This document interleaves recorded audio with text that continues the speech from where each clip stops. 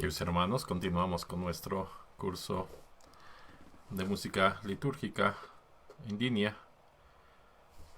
El día de hoy vamos a continuar leyendo las orientaciones pastorales sobre música sagrada de los números 30 al 40. Bienvenidos.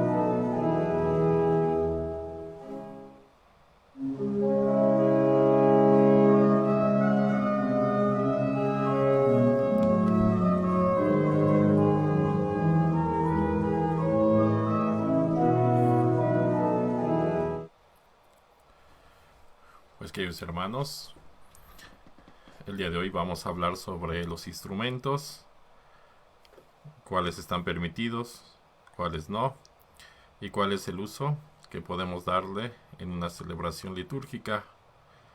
Hablaremos sobre las grabaciones, si pueden ser utilizadas o no en la liturgia.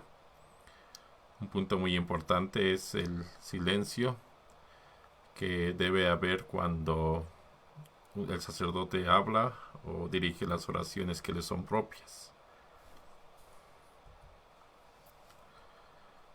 Los instrumentos. La finalidad del uso de instrumentos es la de apoyar y estimular el canto de los fieles, facilitar la participación y hacer más profunda la unidad de la asamblea.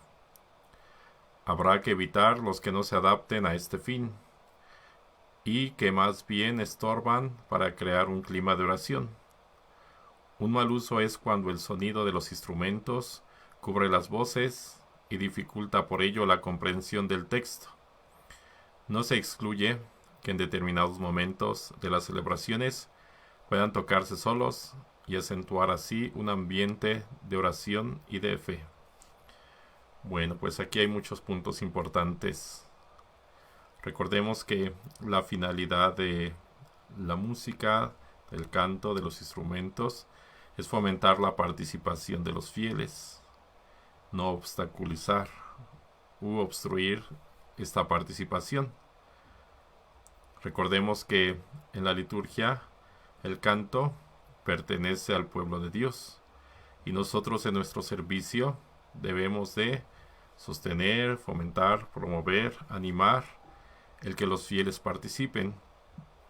Esta es la columna vertebral de la renovación litúrgica del Concilio Vaticano II, de 1963 a 1965, y es el eje de la Constitución sobre la Sagrada Liturgia, que los fieles participen de la manera que es propia de ellos. Y en cuestión de música, su participación es que canten en primer lugar. Entonces, los instrumentos que promuevan y que fomenten esta participación pueden ser utilizados. Si hay algún instrumento que obstaculice la participación o la comprensión de los textos, de las oraciones, que no cree un ambiente de oración, no hay que utilizarlo. Y démonos cuenta de algo, que la Iglesia se vale de nuestro sano criterio, de nuestra formación, porque no nos da una lista de instrumentos permitidos o prohibidos, sino que nosotros tenemos que tomar estos criterios, estas orientaciones y aplicarlas a nuestra propia realidad, a la asamblea en la cual estamos sirviendo y participando, a la realidad cultural, a la realidad de la asamblea en la cual nosotros participamos con nuestro ministerio, con nuestro servicio litúrgico, con nuestro canto, con nuestra música. Jamás la música debe de estorbar la razón de ser de la liturgia. Jamás la música debe de estorbar la oración de los fieles.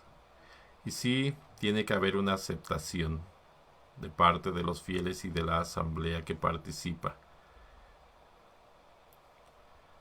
Nos dicen en este documento: un mal uso es cuando el sonido de los instrumentos cubre las voces y dificulta por ello la comprensión del texto. Nos ha tocado platicar, por ejemplo, con algún coro que tenían 10 guitarras, 5 mandolinas, 3 panderos, claves, etcétera, y solamente 2 personas cantaban. Entonces pues no se escuchaba, ¿verdad? No se escuchaba lo que cantaban, las voces, etcétera. Y hubo que explicarles este principio y orientarlos. Pues una sola guitarra, quizá una sola mandolina, sin pandero, ¿verdad? Sin instrumentos de percusión, etcétera, ¿verdad? Porque la finalidad es el canto, que los fieles canten, porque para nosotros el texto es lo primero. Lo hemos dicho, el texto tiene un valor sagrado para nosotros en la liturgia.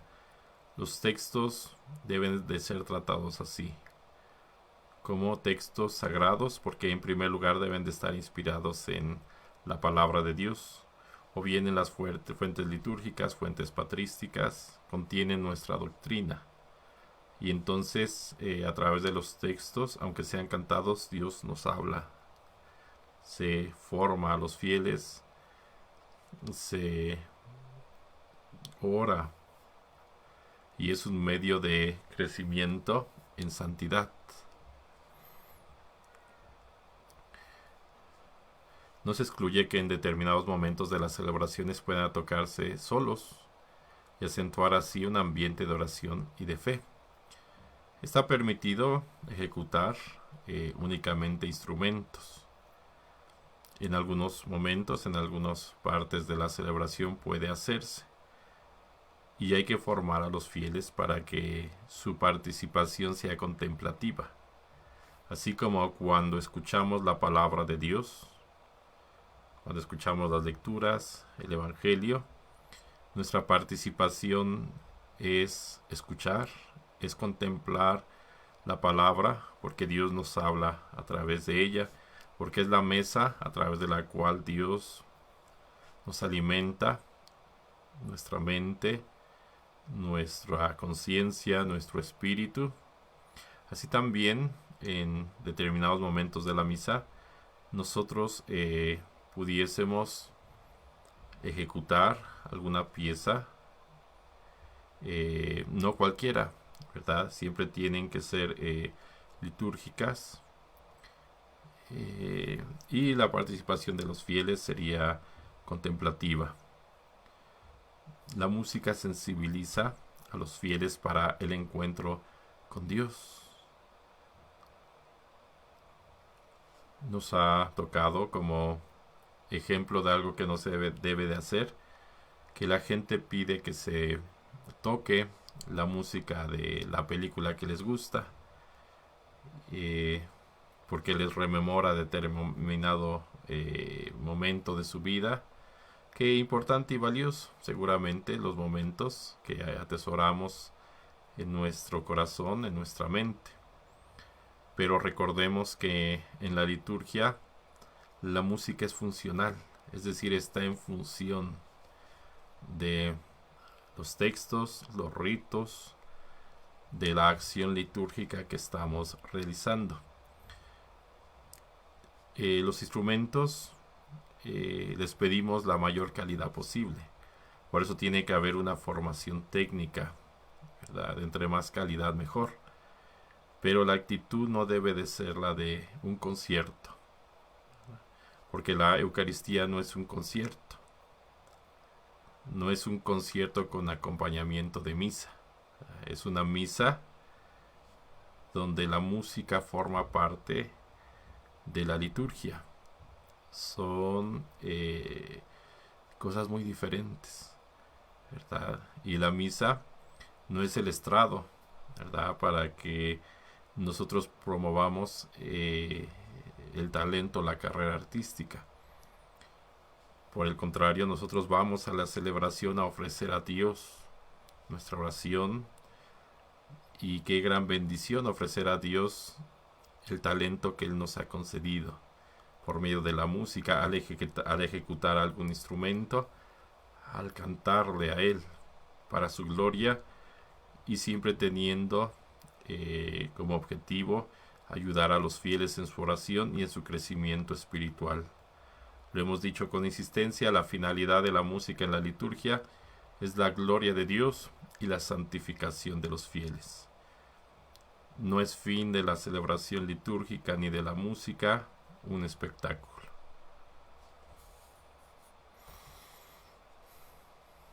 Todo instrumento, y también el coro, debe callar cuando el sacerdote o un ministro pronuncia en voz alta un texto que le corresponda por función propia. Esto habrá que observarlo sobre todo en el momento de la plegaria eucarística. Hace algunos años me tocó, ¿verdad?, participar en alguna celebración donde en la plegaria eucarística después, es decir, se entonaba el santo e inmediatamente el organista pues se ejecutaba con fondo musical, ¿verdad? Y con piezas de música bonita pero no propia, ¿verdad? Ejecutaban música de películas, de cine, ¿verdad? Y durante las palabras de la consagración, durante las oraciones, etcétera, pues había fondo musical, ¿verdad? Y pues decían que era para que la gente llorara, ¿verdad? Se sensibilizara y no se le hiciera aburrido. Pues no, no puede ser así. La indicación es que cuando el sacerdote habla, cuando el sacerdote dirige las oraciones, cuando el sacerdote está haciendo alguna parte que les propia, no puede haber fondo musical, ¿verdad? Y el coro en silencio, todos en silencio. Me ha tocado, por ejemplo, estar celebrando y que haya gente diciendo las palabras que le corresponden al sacerdote. Y sí, efectivamente pido que guarden silencio, ¿verdad? Hay partes de la misa, hay oraciones, hay palabras en la celebración litúrgica que son presidenciales, es decir, propias y únicamente del sacerdote, y que todos participamos con nuestra atención, con nuestra contemplación. Además, entendamos que la celebración litúrgica también es un diálogo. El sacerdote dirige una oración y los fieles respondemos.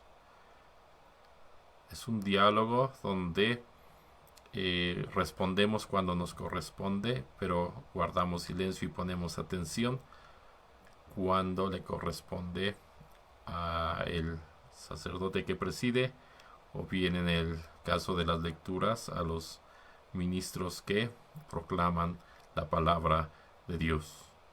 Entonces, cuando el sacerdote habla, dirige una oración, hace alguna parte propia que le corresponda, se guarda silencio, se pone atención y respondemos con la parte que nos corresponde.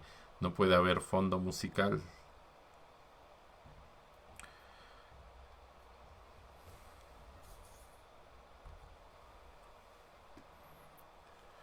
El reconocimiento del órgano como el instrumento musical más apropiado para el uso litúrgico no está basado en motivos sentimentales, sino técnicos. Pongan mucha atención a esto. Es parte de el magisterio de la Iglesia y es lo que nos están diciendo nuestros obispos por medio de la Conferencia Episcopal Mexicana. El reconocimiento del órgano como el instrumento musical más apropiado para el uso litúrgico no estaba basado en motivos sentimentales, sino técnicos. Ese instrumento es el único que puede proporcionar una estructura armónica completa, pues posee una versatilidad de volumen capaz de acompañar a una sola persona o a una gran asamblea del pueblo que canta. Y todo ello con un solo ejecutante. Pero, con todo, habrá que tener muy en cuenta el modo de usarlo, evitando un volumen desproporcionado y formas características de la música profana. El instrumento del órgano tubular es el propio de la liturgia romana a la cual nosotros pertenecemos. Es una cuestión funcional, ¿verdad? De hecho, si nosotros estudiamos la historia del órgano, su origen y en qué momento fue aprobado por la Iglesia, nos daremos cuenta que no siempre fue permitido ni apropiado en la Iglesia. Por eso cuando alguien me dice que deberíamos de volver a lo tradicional, ¿verdad? Y que no se debería permitir el uso de guitarras, etcétera, etcétera. Pues yo les digo, bueno, vamos a revisar la historia, ¿verdad? Si usted me dice que volvamos al principio de la iglesia, a los orígenes, pues el órgano no se ocupaba, ¿verdad? Esa es la realidad. Era un instrumento pagano, de origen griego, ¿verdad? Entonces, en los orígenes de la iglesia no se utilizaba ni siquiera el órgano. Recuerden que nuestras raíces musicales están en el culto de la sinagoga, en la liturgia sinagogal, donde se cantaban los salmos, ¿verdad? Ahí es donde encontramos el origen de la música de nuestra iglesia católica. Somos herederos también del canto griego, del canto romano, por supuesto.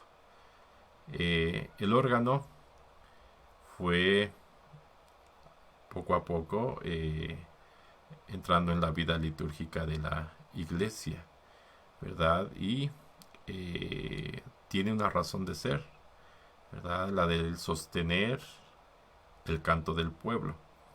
Es decir, sostener su afinación, su armonía. El órgano es un instrumento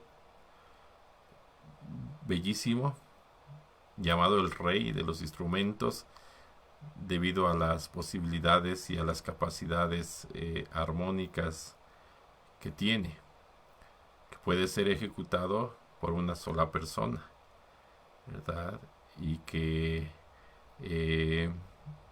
es totalmente versátil en cuestión de volumen, en cuestión de registros, ¿verdad? Etcétera, ¿verdad? Pues queridos hermanos, lo propio, lo ideal en la liturgia romana, recordemos que la música, el canto propio es el canto gregoriano, que no lleva acompañamiento musical, se canta a capela, es decir, solo la voz. Pero como instrumento musical utilizamos el órgano. Y la iglesia ha abierto la posibilidad a la música propia de los pueblos, de las culturas, buscando una mayor participación y comprensión de los fieles. Recordemos que el Evangelio se incultura, se introduce a las culturas, las ilumina, las evangeliza, las transforma, ¿verdad? Entonces, la iglesia no prohíbe el uso de instrumentos, aunque tiene lo que es propio, que le da identidad, como es el canto gregoriano y el órgano de tubos. Está abierta al uso de instrumentos, siempre y cuando respondan a la finalidad de la liturgia, a sus fines propios. Y nos dan una recomendación, que hay que utilizarlo de acuerdo a nuestros fines, ¿verdad? Pero con todo habrá que tener muy en cuenta el modo de usarlo. No se puede tocar de cualquier forma, evitando un volumen desproporcionado. Hay instrumentos con un volumen muy alto, ¿verdad? O sea, con mucha potencia sonora. Eh, pues debemos de entender que la gente va a orar y que con el uso de los instrumentos, con el uso del órgano, se debe de fomentar y propiciar la oración. Y hay que evitar las formas características de la música profana, ¿verdad? Es decir, no lo vamos a tocar como si estuviesen tocando los Doors, ¿verdad? Ejecutando eh, algún solo como lo hacía este grupo musical o como es el blues o etcétera, ¿verdad? Tipos de música.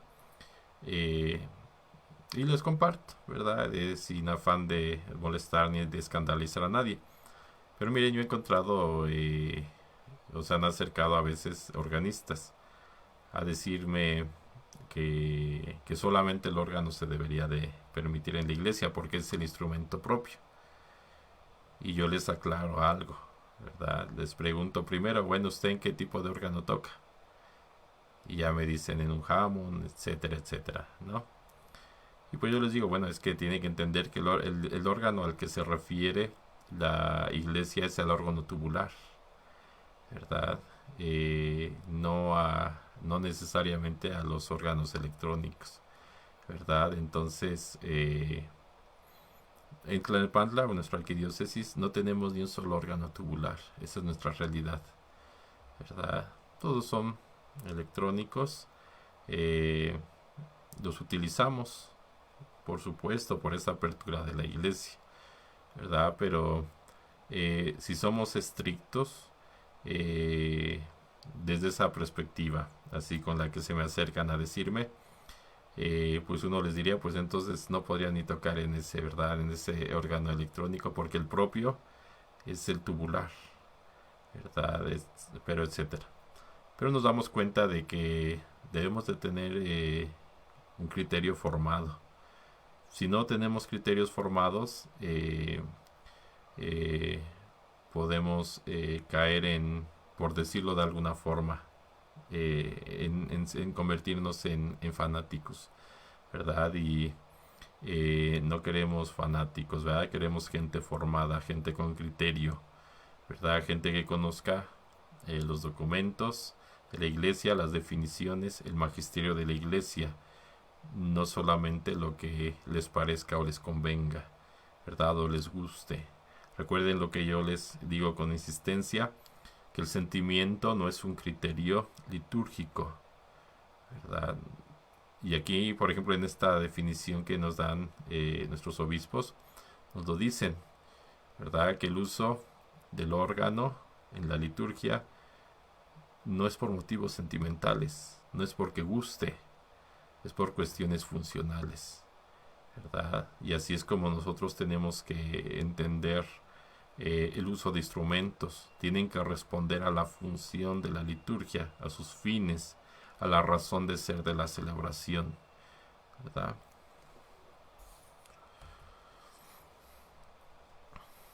Lo mismo habrá que decir de todos los demás tipos de instrumentos que pueden ser usados en la liturgia, teniendo en cuenta la aceptación popular y que sirvan realmente a la celebración sin distraer de sus fines.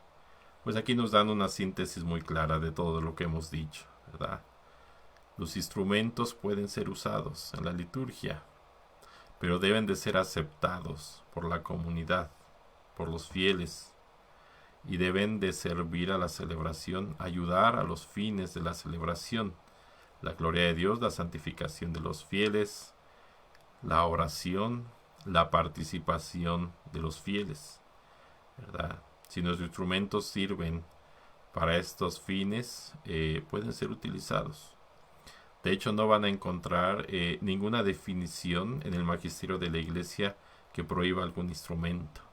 Que diga el pandero no puede ser usado, que diga la guitarra no puede ser usada, etcétera. Eso no existe en el magisterio de la iglesia. Repito, lo que sí existe son criterios que nosotros debemos de conocer y aplicar. Por eso debemos de formarnos. Por eso debemos de conocer la enseñanza, el magisterio de la iglesia en cuestión de música sagrada, en cuestión de música litúrgica.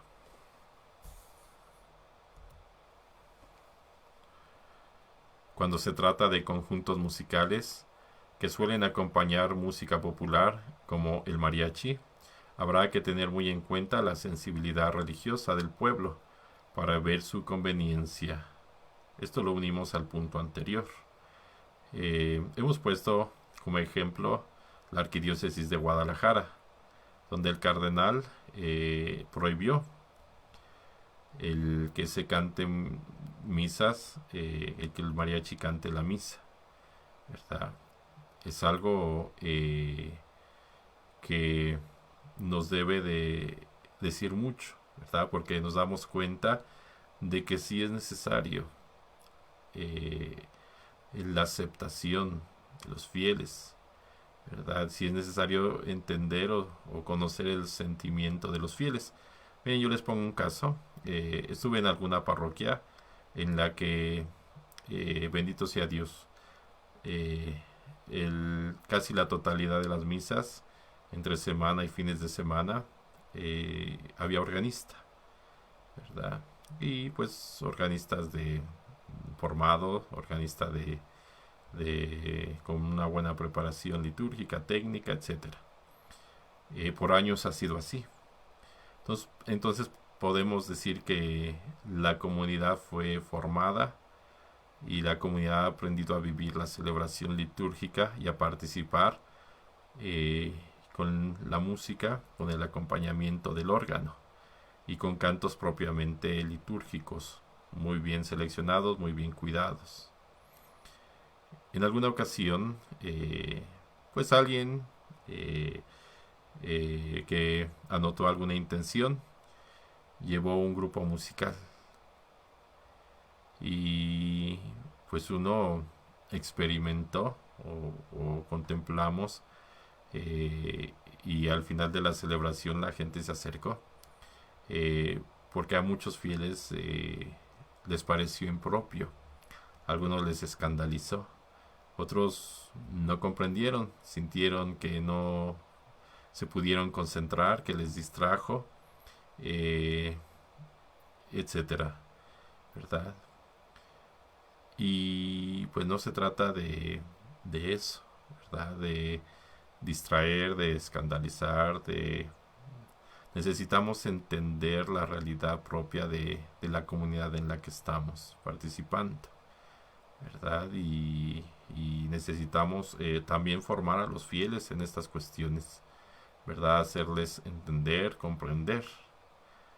Y la gente entiende, ¿verdad? Cuando se le explica, cuando se le dicen las razones, por supuesto que entienden, ¿verdad? Eso ha sido nuestra experiencia a lo largo de estos años que Dios nos ha concedido, ser sacerdotes y presidir la Eucaristía, ¿verdad? La gente agradece que se le explique, se le forme, se le enseñe.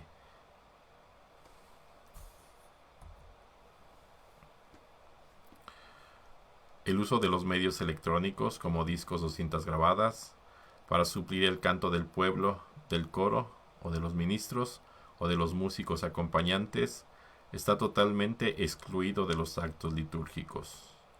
Se tolerará en lugares desprovistos por completo de elementos inmediatos musicales y solo para sostener el canto del pueblo o del coro, pero nunca en forma independiente, ya que el cantar o acompañar el canto con un instrumento es un ministerio litúrgico vivo, que no puede ser ejercido por un aparato o un recurso artificial.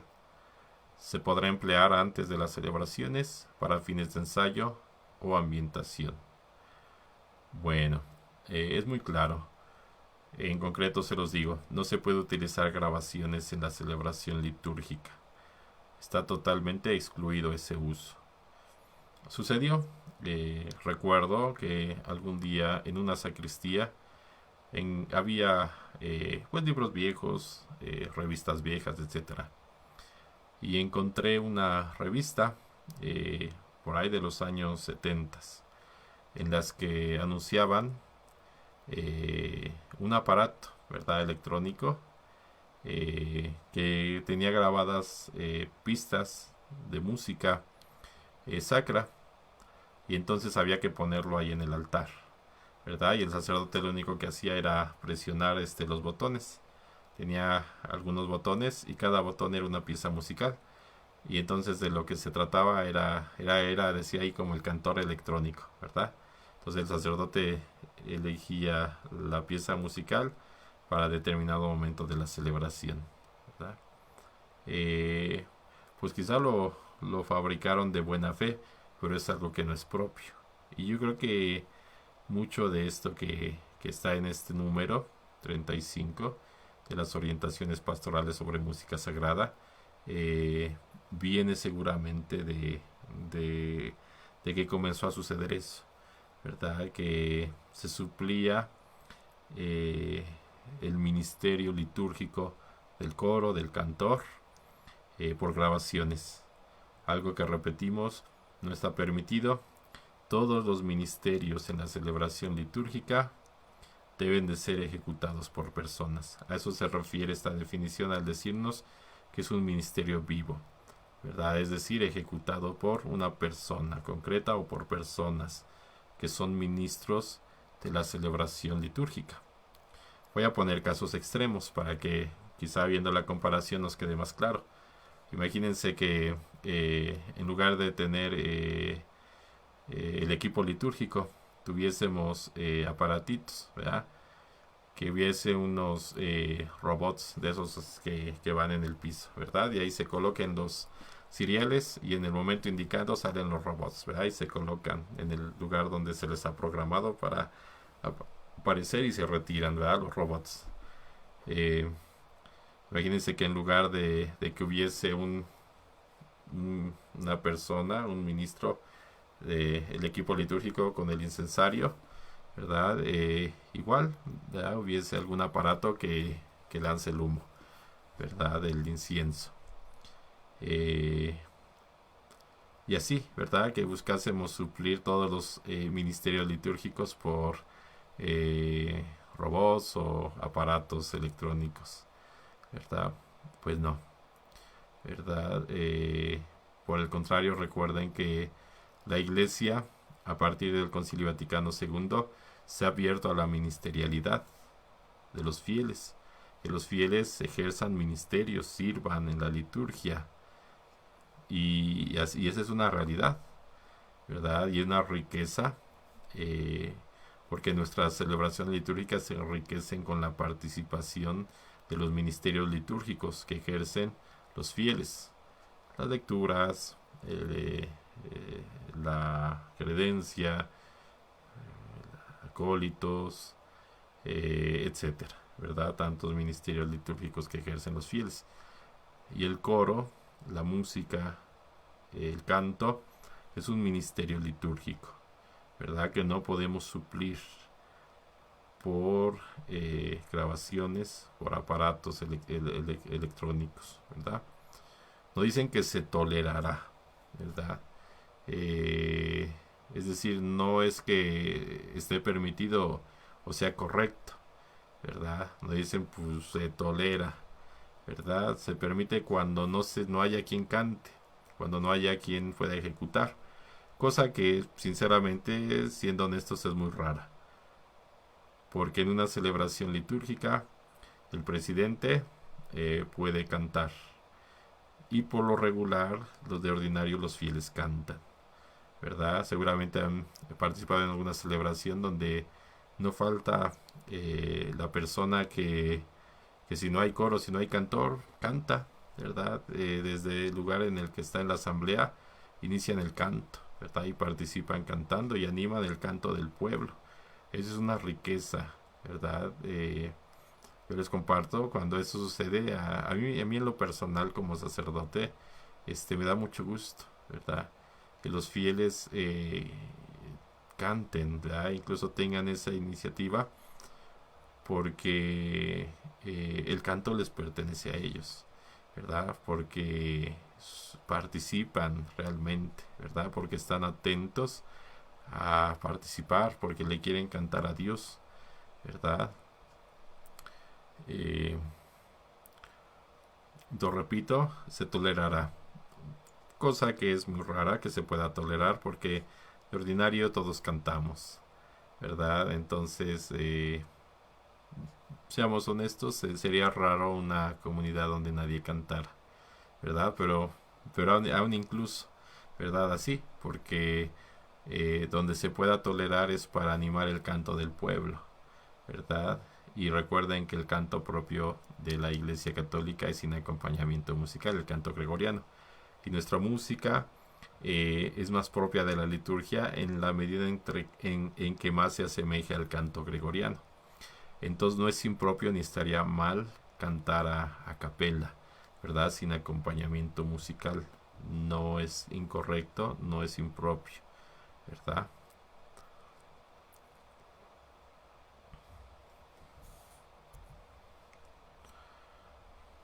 Otro punto, los cantorales. Hay ya para el uso de las comunidades un buen número de cantorales. Su servicio es importante y lo reconocemos, pero pedimos que las fallas que vamos a comentar sean corregidas y esto sea tenido en cuenta por los que publiquen nuevos cantorales. Recordemos que el cantoral es un libro litúrgico. Habíamos platicado sobre el fundamento de la liturgia, ¿verdad? Sobre una estructura base de la celebración litúrgica, donde decimos que la celebración está compuesta por oraciones, por lecturas y por cantos. Oraciones que dirige el presidente, que se une el pueblo y responde el pueblo de Dios, los fieles. Lecturas de la palabra de Dios, que nosotros escuchamos con atención, y cantos, donde la participación es que participemos con nuestra voz, con nuestro canto. Para esta estructura litúrgica base, fundamental, existen ministros propios. Quien dirige las oraciones es el presidente de la asamblea, el ministro ordenado, ¿verdad? El obispo, el presbítero, o en su caso el diácono. Existen el ministerio litúrgico del lector, ¿verdad? O bien el ministro ordenado que hace la proclamación del evangelio. Y para los cantos existen ministros propios, que puede ser el cantor o el coro. Y existen libros litúrgicos propios. Para las oraciones existe el ritual. Por ejemplo, el principal es el misal romano. Y cada sacramento tiene su ritual propio. Para las lecturas existe el leccionario, ¿verdad? Que es el compendio de las lecturas de la palabra de Dios y de los salmos. Y para el canto existe el libro litúrgico, que es el cantoral. Y contemplamos esto en esquema, ¿verdad? Las oraciones ejecutadas por el presidente con su libro propio, que es el ritual o el misal romano. Las lecturas de la palabra de Dios, que tienen como ministro a los lectores, y como libro litúrgico el leccionario. Los cantos, que tienen como ministro al coro o al cantor, y su libro litúrgico propio es el cantoral. Tenemos que entender que la Iglesia nos habla de la dignidad de los libros litúrgicos, ¿verdad? El misal romano, los rituales, el leccionario y el cantoral. Tienen que ser dignos, y aquí nos ha tocado ver todo lo contrario, ¿verdad? Coros donde traen una mochilita llena de hojas, un regadero de hojas todas arrugadas, desacomodadas, ¿verdad? Y cuando quieren cantar algo, pues sacan y hacen un regadero de hojas porque no encuentran el canto, ¿verdad? Que les toca. Cuando lo encuentran está todo arrugado, todo rayado, todo maltratado, ¿verdad? Y ahí lo andan aplanando y donde pueden lo acomodan, ¿verdad? Eh, no, Dignidad en el Cantoral. Es un libro litúrgico. ¿Verdad?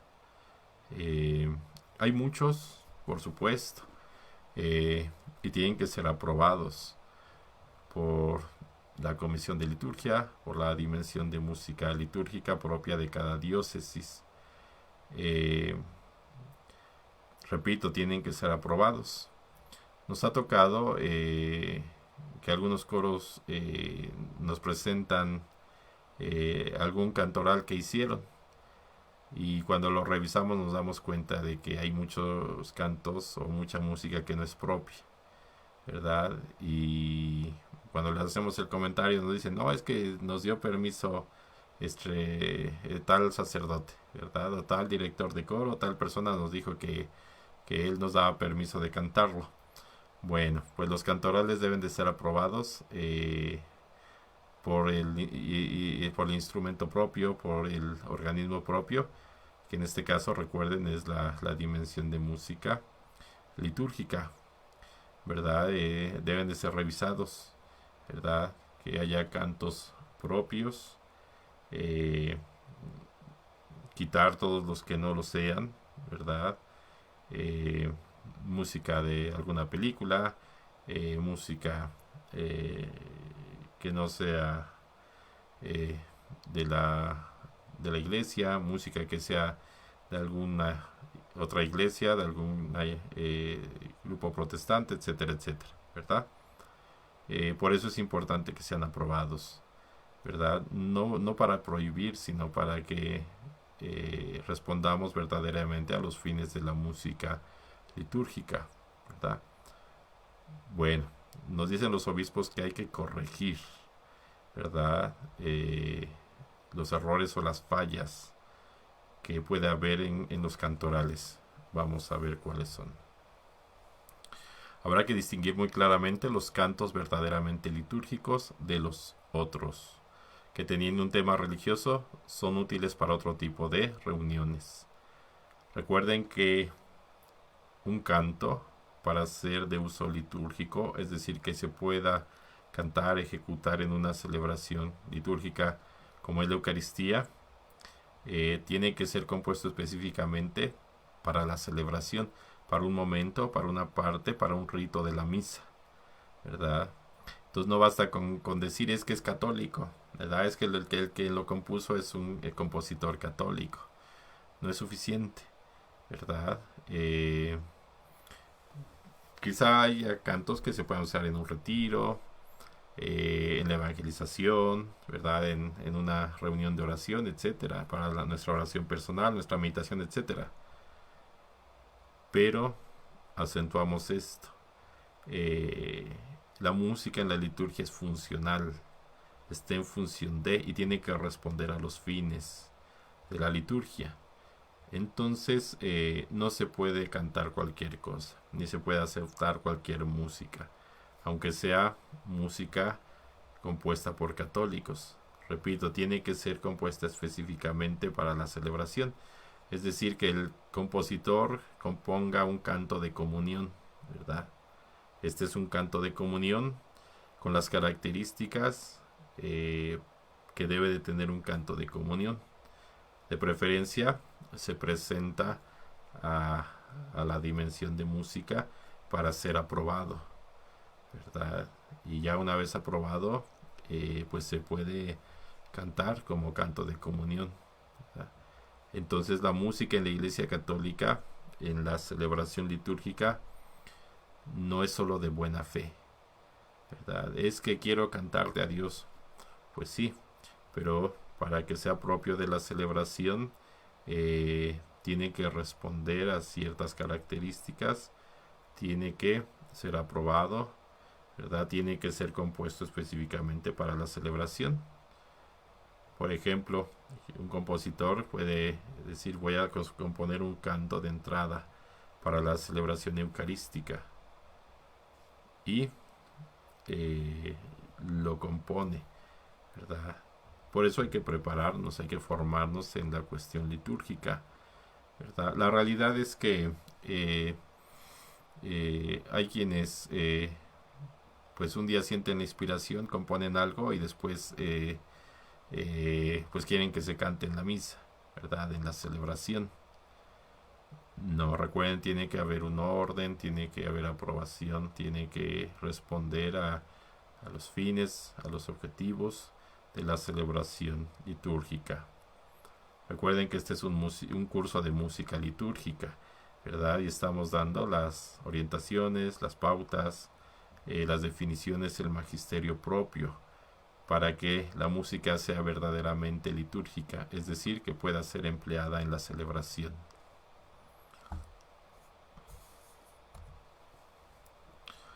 En los cantos litúrgicos habrá que tener un respeto absoluto a los textos, especialmente a los bíblicos y a otros de antiquísima tradición como el Gloria.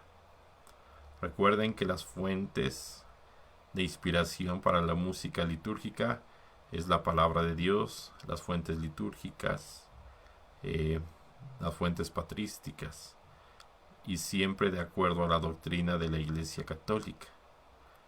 ¿Ya? Para los cantos litúrgicos necesitamos respeto absoluto a los textos, especialmente la palabra de Dios, y a los de tradición de la Iglesia, algunos tan antiguos como el Gloria, como el Kyrie eleison, ¿verdad? Como el Cordero de Dios, como el Santo, ¿verdad? Entonces recuerden, lo hemos dicho con insistencia, no podemos alterar textos. Por ejemplo, el ordinario de la misa, que es el Señor ten piedad, el Gloria, el Aleluya, el Santo, el Cordero de Dios, el Padre Nuestro, el Credo en el caso de que sea cantado, el Salmo. Nosotros no tenemos libertad, ni autoridad, ni permiso de alterar los textos. Tienen que ser cantados, así como están escritos en el misal romano, como vienen en el leccionario, ¿verdad? Como están en los libros litúrgicos, ¿verdad? Esos textos son los que nosotros podemos musicalizar sin alteración.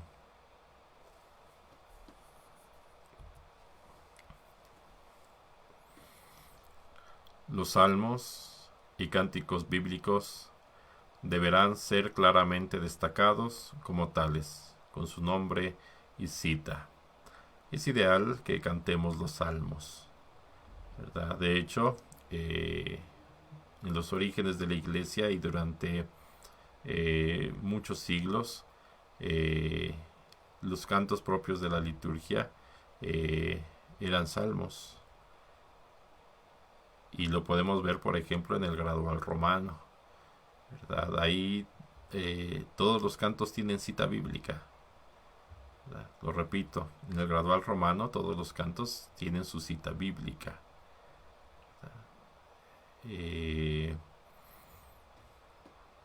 Cuando cantemos un salmo tenemos que citarlo de la forma correcta, ¿verdad? Hay muchos salmos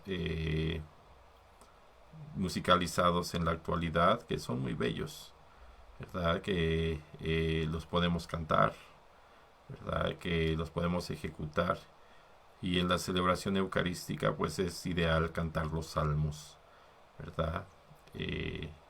Por ejemplo, aquel de qué alegría cuando me dijeron vamos a la casa del Señor,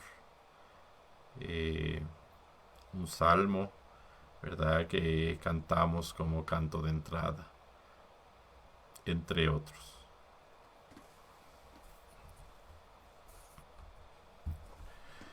No se deben presentar como supletorios del salmo responsorial los llamados cantos de meditación, aptos para otras ocasiones, pero de ninguna manera para la celebración eucarística. Es decir, el salmo no puede ser sustituido por otro canto. Nos tocó participar hace algunos años en una celebración en la que pues cambiaban el salmo. Decían que porque era aburrido y pesado para la gente, y entonces pues ponían el canto que les gustaba, ¿verdad? No se puede hacer eso, ¿verdad? Recuerden que no podemos añadir, cambiar o quitar ninguna de las partes y debemos de tener un respeto absoluto por la palabra de Dios, ¿verdad? No nos es permitido y no es correcto cambiar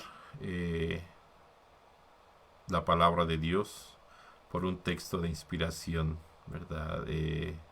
Humana, por muy bello que pueda ser, ¿verdad? No está permitido. El salmo siempre debe de ser respetado. Una pregunta común es que si se puede cantar el salmo siempre o que cuándo se puede cantar el salmo. Bueno, hay que tener presente que los salmos deberían de ser cantados siempre. Fueron compuestos para ser cantados y tienen toda su fuerza al ser cantados, ¿verdad? Entonces, de ordinario se podría cantar el salmo, ¿verdad? Es decir, siempre. Eh, Hay varias formas de ejecución del salmo. Eh, ¿Pudiese solamente ser recitado? Bueno, pues se permite, pero lo ideal es que sea cantado. Yo por eso les comparto en algunas parroquias, ¿verdad? Me ha tocado tener que darle indicación, ¿verdad? Al preguntar por qué no cantaron el salmo, dicen, padre, es que yo no canto. Entonces, pues no les da la indicación. Bueno, pues entonces usted haga lectura, ¿verdad? Y que sea alguien que sí lo cante quien pase, ¿verdad? A cantarlo, a ejecutarlo en la celebración litúrgica, ¿verdad? Si usted no canta, no nos prive, ¿verdad? Del canto de la palabra de Dios, ¿verdad? De lo que es propio ser cantado en la celebración litúrgica. Bueno, queridos hermanos, el día de hoy llegamos hasta este número 40. Esperamos que verdaderamente vayamos conociendo y profundizando el magisterio de la Iglesia Católica sobre la música sagrada. Nos damos cuenta que sí hay definiciones, sí hay declaraciones, de que las indicaciones son muy claras, ¿verdad? Entonces esperemos que, que verdaderamente nos formemos, aceptemos con gusto, con fe, con amor estas orientaciones del episcopado mexicano y que nos esforcemos por vivirlo, ¿verdad? Por ejecutar nuestro ministerio de acuerdo a la liturgia de la iglesia. Bueno, vamos a mandar saludos, a ver si hay algún comentario. Bueno, que Dios bendiga y le agradecemos a nuestros hermanos que nos acompañan, el padre Gustavo Mendieta, Ana Laura Hernández, Karen Martínez Castillo, Verónica Reyes, Ángel Mensajero Hernández. Bueno, nos dice aquí Angelito que ha participado en celebraciones, por ejemplo, de 15 años y bodas, donde ponen la grabadora cuando no tienen coro, ¿verdad? Bueno, pues ya vimos que no es correcto, ¿verdad? Que no puede haber música grabada en la celebración litúrgica, ¿verdad? Bueno, pues tengan caridad con los párrocos, ¿verdad? Tenganles también caridad y paciencia. Rocío Rodríguez Pérez, Pilar Embriz. Bueno, nos dice que si hay algún cantoral aprobado. Por supuesto. De hecho, en la conferencia del Episcopado Mexicano, por medio del Departamento Episcopal de Música Litúrgica, en los últimos años ha publicado el Cantoral Litúrgico Nacional, específicamente para México, ¿verdad? Nos permiten hacer uso de ese cantoral, de esos cantos, ¿verdad? Son propiedad de la Iglesia, ¿verdad? Entonces, si ustedes gustan, podríamos acercarnos para conseguirlo, ¿verdad? Algunas editoriales católicas tienen sus cantorales propios, ¿verdad? Algunas diócesis tienen cantorales propios. Yo les comentaba que aquí en Tlalnepantla ya tenemos el proyecto de junto al seminario Dimensión de Música Sagrada con el seminario de Tlalnepantla, de la creación del cantoral litúrgico propio de la arquidiócesis de Tlalnepantla. La razón es porque seguramente ustedes conocen el cantoral del seminario de Tlalnepantla, que en muchos años ha acompañado, ¿verdad?, a los coros de nuestra arquidiócesis.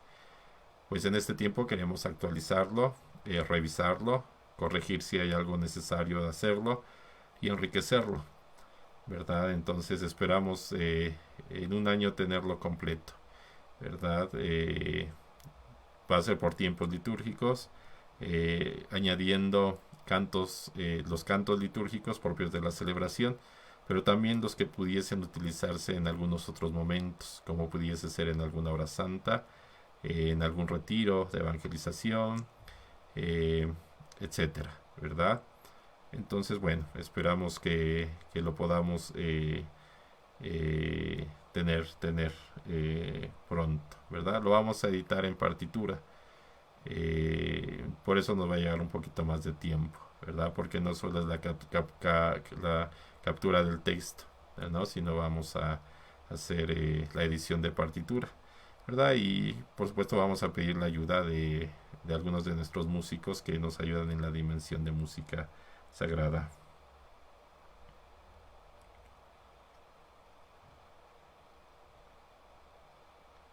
Bueno, mandamos salud a Jorge López Acosta, Verónica Reyes, Uli Starley, de la diócesis de Catepec, que Dios les bendiga. Por allá tenemos algunos conocidos, ¿verdad? De la dimensión de música. Que tuvimos la oportunidad de conocernos y trabajar en la visita del Papa Francisco hace algunos años y preparar el coro, que fue la Eucaristía precisamente en Ecatepec. Bueno, nos preguntan por salmos musicalizados. Bueno, la España tiene un libro donde están todos los salmos musicalizados. Aquí en México yo les podría recomendar mucho el maestro Virgen de la Escuela Superior de Música Sagrada de Guadalajara. Tiene publicados los 3 ciclos, ¿verdad? Muy bellos. Eh, Se podrían quizá conseguir directamente en la Escuela de Música Sagrada de Guadalajara, ¿verdad? Eh, y en librerías católicas también hay, por supuesto, ¿verdad? Nosotros también tenemos el proyecto que vamos a retomar para el próximo Adviento eh, de ir subiendo el Salmo dominical musicalizado, ¿verdad? Con unas semanas de anticipación para darles espacio a que lo puedan descargar, lo puedan ensayar, la partitura con la grabación. Lo habíamos iniciado. Eh, Estábamos utilizando salmos de, de diferentes compositores. Hubo algún reclamo de algún compositor, entonces detuvimos ese trabajo y entonces lo que vamos a hacer es componer salmos propios, ¿verdad? De hecho ya algunos maestros les hemos comentado este proyecto, ¿verdad? Para que quizás seamos 3 o 4 quienes trabajemos en la composición, en la edición, en la grabación de los salmos, que repito, los tendremos en noviembre, ¿verdad? Para que para el Adviento ya tengamos subidos con semanas de anticipación algunos de ellos, ¿verdad? Rocío Rodríguez Pérez, Estela Hernández, Leticia López, Araceli Anaya,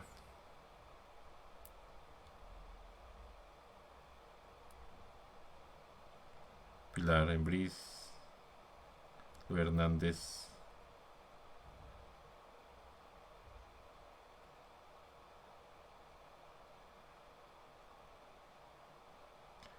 bueno, Pues les agradecemos su participación. Recuerden que tenemos nuestro sitio que vamos eh, trabajando, enriqueciendo, musicasacratlalnepantla.org, y tendremos dos sitios nuevos, ¿verdad? Educatólica.net y un sitio para Remart, la red de músicos de la Arquidiócesis de Tlalnepantla, cada uno respondiendo a alguna finalidad, pero todos los vamos a tener unidos con links, etcétera, etcétera, ¿verdad?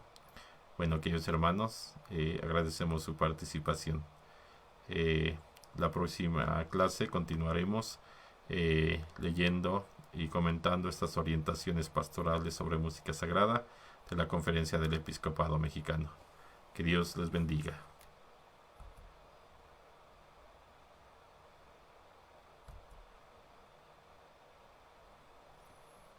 Que Dios les acompañe.